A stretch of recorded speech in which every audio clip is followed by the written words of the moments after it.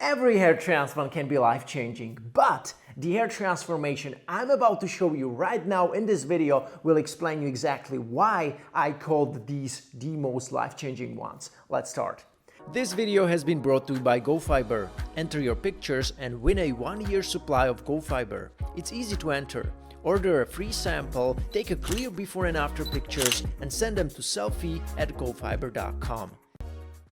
Hey, welcome back everybody. My name is Matt and you are watching my hair loss and hair transplant related channel. If you're new, you're very welcome to subscribe and check out my free ebook 5 things I wished I had known before my hair transplant, with some really valuable insights for all you new guys interested in a hair transplant in 2020. Alright, I feel like this video is going to be really inspiring to many of you guys, because no matter how unfortunate you may think that your particular hair loss situation is, believe me, there are people who have it worse than you. In this video, we'll be going through some hair restoration cases on patients with burn scars on the scalp. Burn scars can be a result of an accident from a fire, hot liquid, or hot surface. In appearance, these scars can be like depressed, raised, shiny, smooth, or rough, meaning they can have different color and different surface compared to the skin unaffected by the burn. So no matter whether you try to shave your head or get SMP on such a type of scar, it's still going to be visible unless you get a hair transplant or wear a hair system.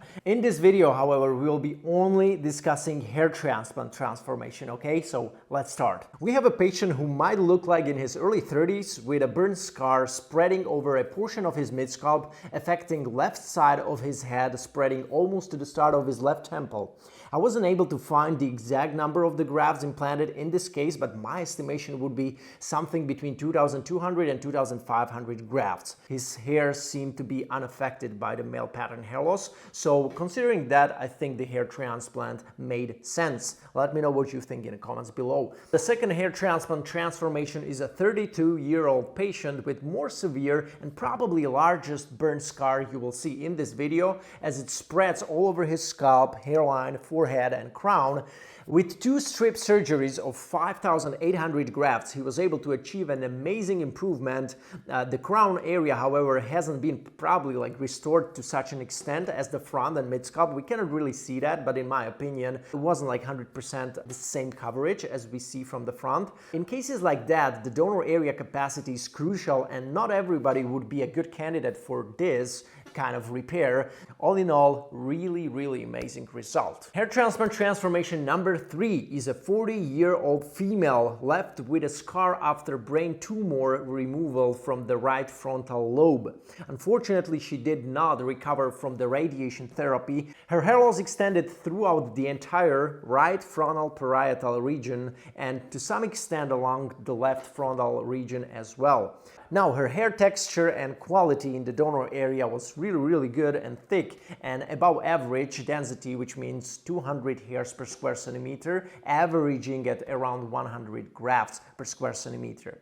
This patient underwent 2 separate hair transplant procedures and had a total of 4,752 grafts transplanted, equaling approximately 9,000 to 10,000 hairs. They used also 800 single-haired grafts to create a soft hairline, and the remaining grafts varied in size from 2 to 4 hairs distributed behind the hairline to create density. Both procedures were performed with FUT method to maximize the number of hairs obtainable. Overall, her new hairline looks feminine and nicely frames her face. Great work on this one. I really like this one, and I'm sure this female patient must feel really happy.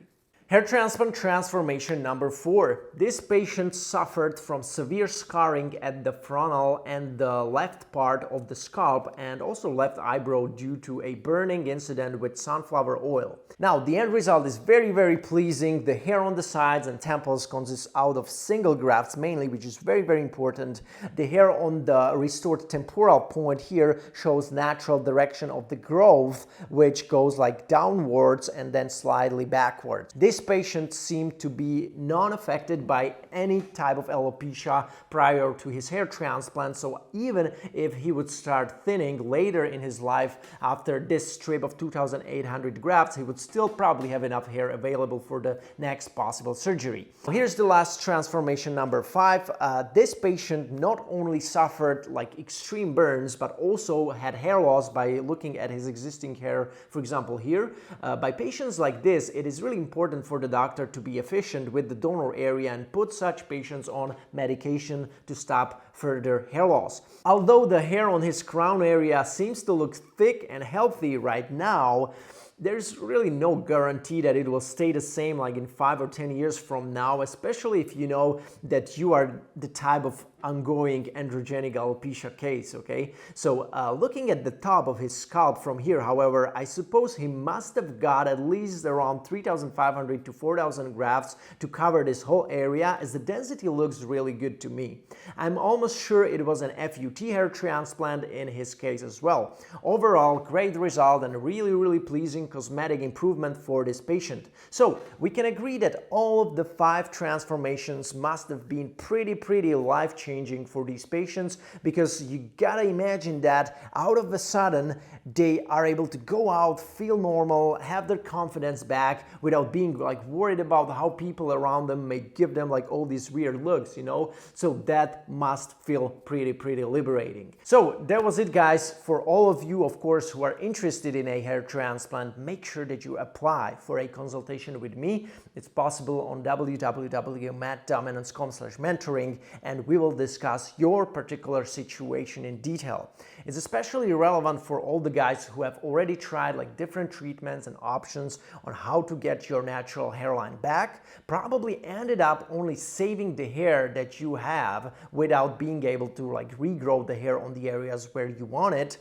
During our call, I can provide you with a bigger picture, share valuable insights onto your situation, and provide reliable recommendations on hair transplant clinics and doctors worldwide. So that's about it. Thank you so much for watching, everybody, and I will see you in another video. Take care.